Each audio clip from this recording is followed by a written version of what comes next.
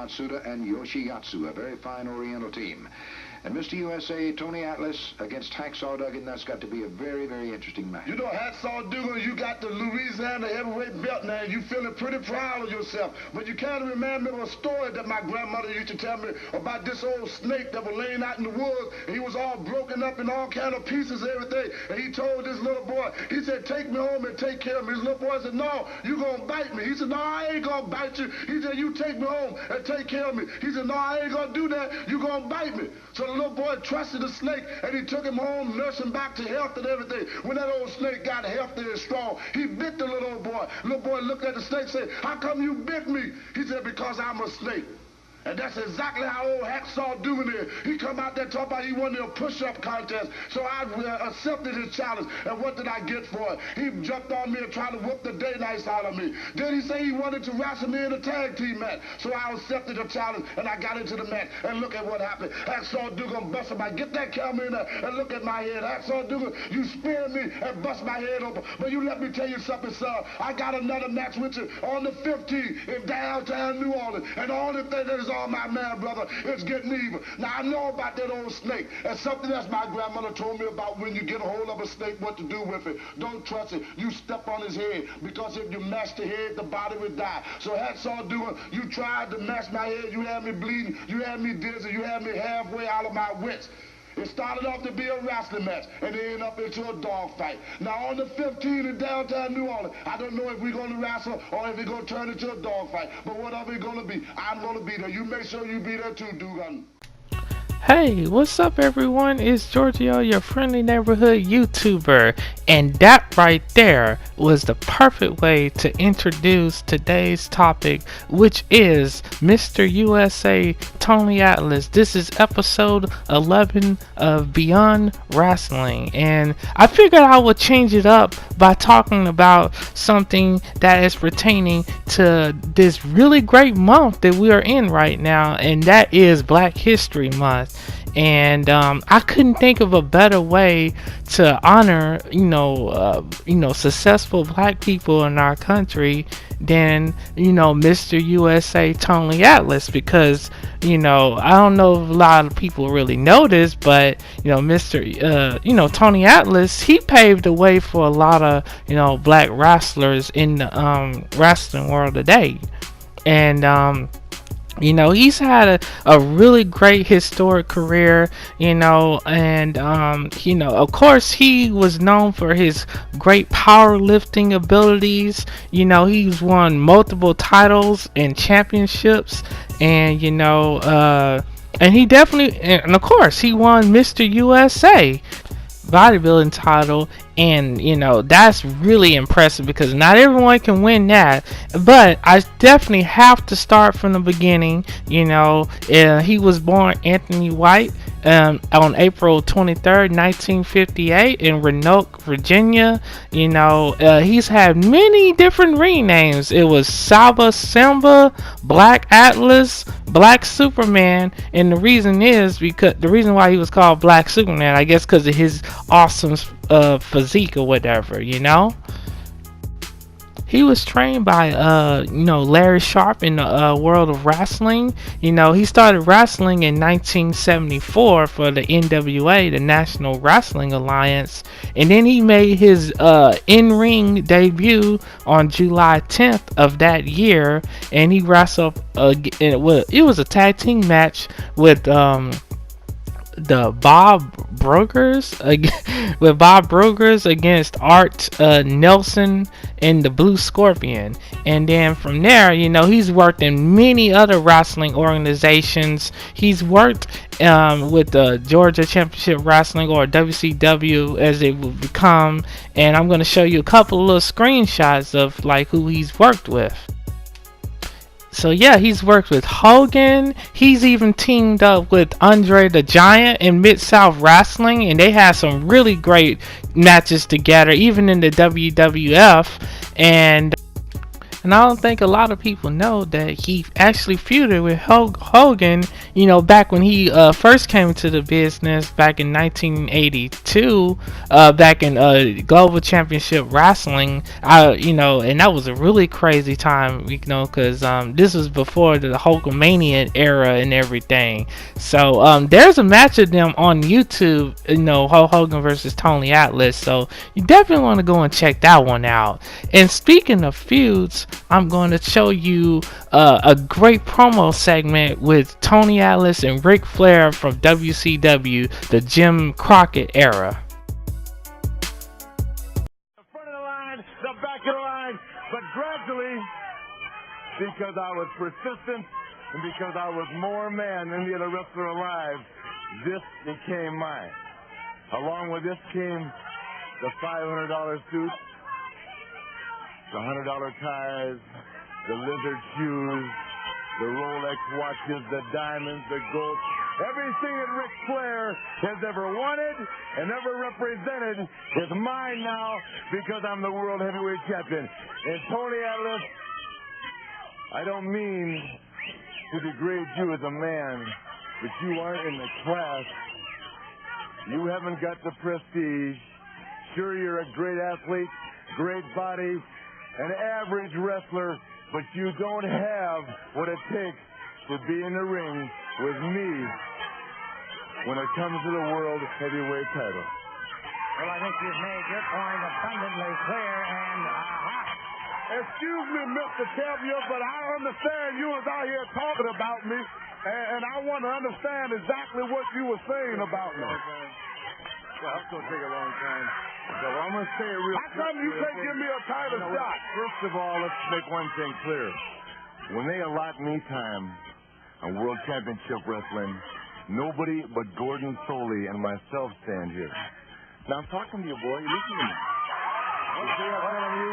First of all, you can't come out here wearing this honky shirt and those funky pants and have your hair all greased up and try and tell me what to do. I'm the greatest wrestler alive. Now listen to me, boy. I'm talking to you. I'm the greatest wrestler alive today. And you get yourself straight, brother. You understand what I'm telling you? You get yourself straight. Hey, don't start shaking for me, brother. I'll take off these sunglasses and I'll drop you like a bad habit. I'm telling you, I'll put my hands anywhere I want to. You understand what I'm telling you? I'll put my hands anywhere I want to.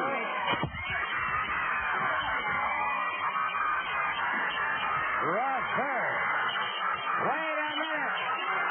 Wait a second. Brother, he has called his hand, and I mean he has called his hand. And Ric Flair,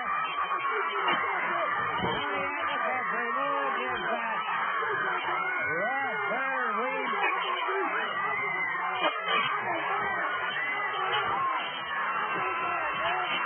Ric Flair up on that ring apron, and Wally brother. I have seen people enraged in my life. You think he's enraged? Let me tell you something, Stolen.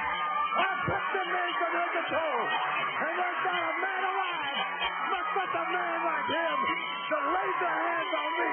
And brother, when we get together, and you know what I'm talking about, you're not only going to deal with the world champion, you're going to deal with Ric Flair on a very personal level. Yeah. Please, Mr. Flair. Let's not have any more of that. And I'll tell you what, we've got a very important message upcoming right now. Let's take a look. I want to make one point very clear now. You see, when you put me in a situation like this, you're coming to me the way I like to tell you, Atlas. You want to tell him back? Well, I'll tell you what. The title is on the line. Call NWA. Call Georgia Championship Wrestling. The title is on the line. You know why? Because you see, when I beat someone like you in a non-title match, nobody hears about it. But The title is on the line now. So when I beat you, when I hurt you, when I humiliate you, the whole wrestling world, the whole world is going to know about it. You want a title match? You low life. You know, I can't talk about you personally, brother, but you are as low a human specimen as I have. And as you saw in that clip right there, Tony Atlas didn't take no crap from no man, especially Ric Flair, which back at that time he was very dirty as a heel, and you know, maybe a little racist in some instances. I know that, you know, some of that stuff can be a work, but I do believe some of them times, you know, it was real. And Tony Atlas didn't take nothing from nobody, as you saw there. And while we're on course with the great career of Tony Atlas, I'm going to talk about, you know, some of his great achievements, and one of which was he became the first black, you know, wrestling tag team champions with Rocky Soulman Johnson, which is The Rock's father. And here's that screenshot right here. The reason I brought that one up because I feel like since it's Black History Month, that was a big deal right there, because at the time there was no like black world champions and stuff like that of that, you know, especially winning the title like that in the WWF, you know, that was a huge accomplishment. And since then, you know, it paved the way for a lot of the great black wrestlers we see today. And from there, of course, we got to talk about all his other accomplishments, and I'm going to read them in order, like, or at least most of them. You know, he won the AWF North American Heavyweight Championship. He won the Century Wrestling Alliance Heavyweight Championship. He won the Eastern Wrestling Alliance Heavyweight Championship. He won the Georgia Championship Wrestling, which is the NWA Georgia Heavyweight Championship, and he won their tag team championship 4 times with Tommy Rich and Mr. Wrasslin 2, and he also won it 1 time with Thunderbolt Patterson and Kevin Sullivan. And from there, you know, he's got so many achievements. It's crazy. Like on his Wikipedia, you know, I'm gonna talk about some of the well-known wrestling promotions for some people who grew up in that time, like the NWA Mid-Atlantic Heavyweight Championship. And he won that 1 time, and he won the NWA West Virginia Ohio Heavyweight Championship, the New England Pro Wrestling Championship, and he's also in the New England Pro Wrestling Hall of Fame, which I know a lot of people probably don't even know that there's other Hall of Fames out there, but there is. And they even have the Pro Wrestling Illustrated Hall of Fame, and he's won the award for Most Improved Wrestler of the Year in 1980. And so yeah, he was really awesome. You know, he even won the Southwest Brass Knuckle Championship 1 time. They used to have Brass Knuckle Championship matches back then. So it was really, really dope, man. You know, he won the Worldwide Wrestling Alliance Intercontinental Championship 2 times. And he won the World Wrestling Council, which that was overseas, I believe in Puerto Rico. He won their tag team championship with Miguel Perez Jr. And of course, you know, he got inducted into the WWE, you know, Hall of Fame back in the class of 2006. Also, Tony Atlas was inducted into the World Bodybuilding Guild class of 2007 Hall of Fame. And you know, this man has done it all, not only in the profession of wrestling, but in the profession of bodybuilding. And speaking of that, I will be showing you guys an awesome clip of his bench pressing skills, and you also will see my dad in this clip to your right. And also you have Junkyard Dog in this clip, you know, who was helping him out with the weights just like my dad was. And my dad and Tony Atlas were great friends and still are to this day. And I hope you guys enjoyed this awesome episode where I paid tribute to Tony Atlas. Stay tuned for next week's episode of Beyond Wrasslin, and have a blessed one. We're here at the Irish McNeil Boys Club. You wonder how these guys work out. Well, here's one of the strongest men in the world, Mr. USA, Tony Atlas. He's getting ready to do 500 pounds on the bench press. The Junkyard Dog and Stagger Lee standing by here to spot him on this. He's going to try to do 2 reps with 500 pounds, and then he'll come back later and do 550 pounds. This is something few people ever get to see done, and there's only an elite few that have ever done it. And unless you've done something like this, you don't know the pressure, the mental preparation, the strength preparation that goes in. A lot of concentration. This is an art. It's a skill all its own. He's got to be psyched out. He's got to be pumped. He's got to have his feet set. He's got to be completely ready. You're going to see those steel turbines and those 22-inch arms get ready to blow it off that chest. He'll come down to his chest and right up.